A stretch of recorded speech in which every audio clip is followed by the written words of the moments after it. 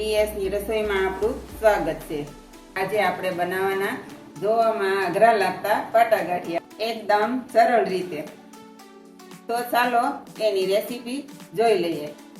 સૌપ્રથમ આપણે 100 ગ્રામ ચણાનો લોટ લેવાનો છે, અડધી ચમચી હિંગ લેવાની છે, અડધી ચમચી મીઠું, અડધી ચમચી અજમો લેવાનો છે, હાથથી મસળી નાખી દેવાનું છે। આપણે અડધી ચમચી પાપડ ખાંડ લેવાનો છે, 2 ચમચી જેટલું તેલ લેવાનું છે। તો આપણે આને મિક્સ કરી દઈએ।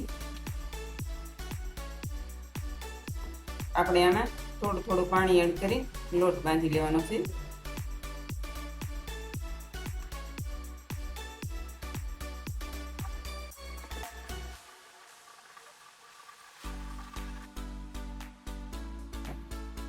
આમાં આપણે તેલ નાખી લોટ મસળી લઈએ।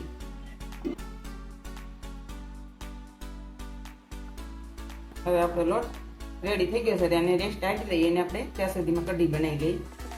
કઢી બનાવવા માટે આપણે 1 ચમચી ચણાનો લોટ લઈ લઈએ, સ્વાદ અનુસાર મીઠું નાખી દઈએ, ચપટી આપણે લીંબુના ફૂલ લઈ લઈએ, 1 ચમચી ખાંડ, આપણે પાણી એડ કરી દઈએ। આપણે આને સરખી રીતે મિક્સ કરી લઈએ, આમાં ગાંઠા ન રહે। હવે આપણે લોટ મિક્સ થઈ ગયો છે, તો આપણે કઢીનો વઘાર કરી લઈએ। આપણે 1 ચમચી જેટલું તેલ લેવાનું છે। આપણું તેલ ગરમ થઈ ગયું છે, તો એમાં આપણે રાઈ નાખી દઈએ, એમાં આપણે હિંગ નાખી દઈએ। આ એક મરચું કટિંગ કરીને લીધું છે।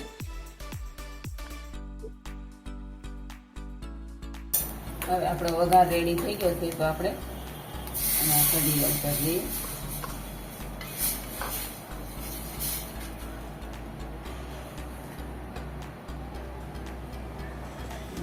અડધી વાટકી પાણી એડ કરી દઈએ,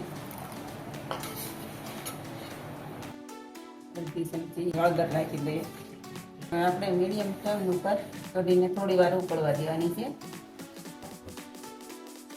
હવે આપણી કઢી ઉકળી રેડી થઈ ગઈ છે, તો હવે આપણે પપૈયાનો સંભારો બનાવી લઈએ। આપણે કાચું પપૈયું લીધું છે, હવે આપણે એની છાલ ઉખાડી લઈએ। આપણે પપૈયાની છાલ કાઢી અને બિયા કાઢી લીધા છે, તો હવે આપણે આને છીણી લઈએ।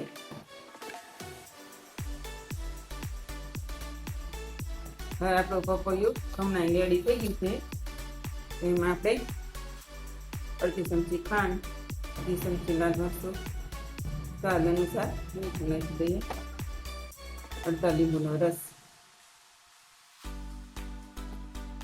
હવે આપણે મિક્સ કરી લઈએ। હવે આપણો પપૈયાનો સંભારો તૈયાર થઈ ગયો છે, તો હવે આપણે ગાંઠિયા બનાવી લઈએ। હવે આપણે થોડું તેલ નાખી અને મસળી લઈએ।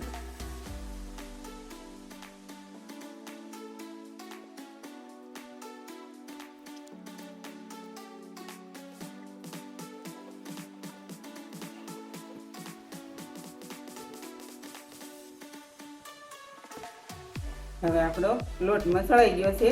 મારા લોટ મસળતા 3 થી 4 મિનિટ થઈ છે। આપણે આવી રીતે લોટ ખેંચીએ તો તૂટવાનો જ હોય આપણો લોટ। હવે આપણે તેલ ગરમ કરવા મૂકી દઈએ, પછી ગાંઠિયા પાડી દઈએ। આપણું તેલ ગરમ થાય ત્યાં સુધીમાં આપણે ગાંઠિયા બનાવી દઈએ। હવે આપણે એટલો લોટનો લોહો લેવાનો છે, પછી આવી રીતે આપણે હથેળીની બેની વચ્ચેની જગ્યા હોય એનેથી જ આપણે દબાવવાનો છે।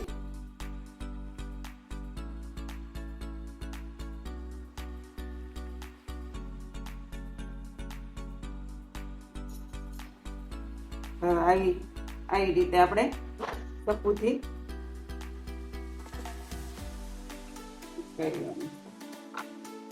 આપણે આવી રીતે જો બનાવ્યા છે પાટા ગાંઠિયા મસ્ત થયા છે। હવે આવી રીતે આપણે બધા જ ગાંઠિયા તૈયાર કરી લઈએ। હવે આપણે ગાંઠિયા તળી લઈએ।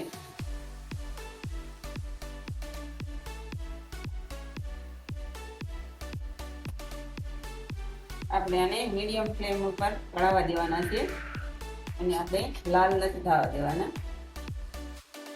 ગાંઠિયાને પલટાવી લઈએ।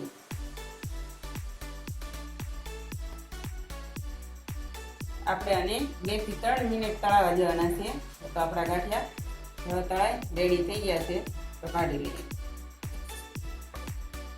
આપણે ગાંઠિયાને તળીને તરત જ આપણે મરી અને હિંગનો પાવડર નાખી દેવાનો છે. હવે આપણા ગાંઠિયા તૈયાર છે. તો આપણે સર્વ કરી લઈએ.